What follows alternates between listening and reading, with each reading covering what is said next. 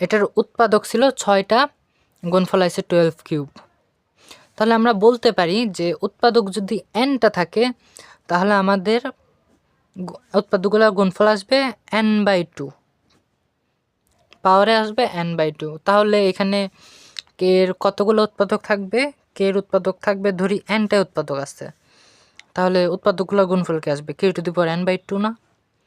হ্যাঁ, এবার দেখো k⁴n/2, আবার প্রশ্ন বলা আছে গুণফলকে k⁹9/2 আকারে লেখা যায়, তাহলে k⁹9/2 এর সমান হবে। তো আমরা কে তো বাদ দিতে পারি, যেহেতু ভিত্তিটা এক, বেস সেম, তাহলে n/2 = 9/2, নিচে 2 বাদ দিতে পারি, তাহলে n = 9, মানে কে এর 9টা উৎপাদক আছে।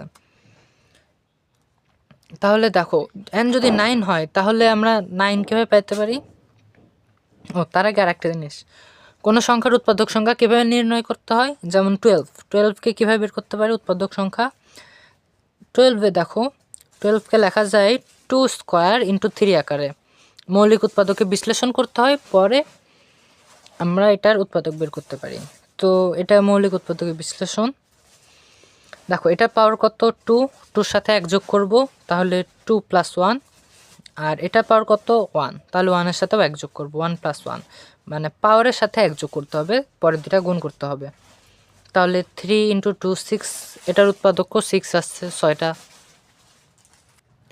তাহলে আমরা উৎপাদক সংখ্যা পাওয়ারের সাথে 1 যোগ করে পাইলাম। এখন 9 কীভাবে পাইতে পারি? তো 9-এর কি উৎপাদক থাকতে পারে?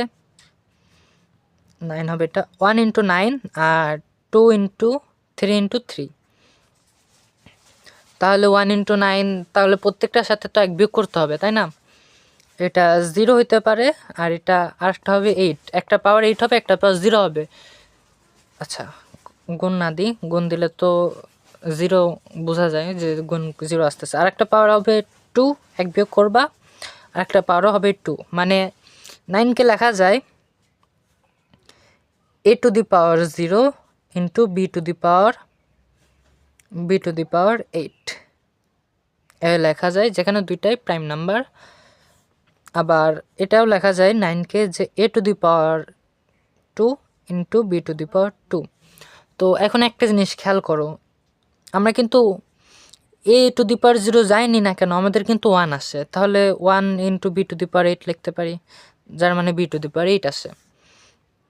এখন মৌলিক উৎপাদকে বিশ্লেষণ করতে হবে, তাহলে প্রথমে কোন সংখ্যাটা নিতে পারি? প্রথমে নিতে পারি 2। তো বির মান যদি আমরা 2 নিই, দেখো তাহলে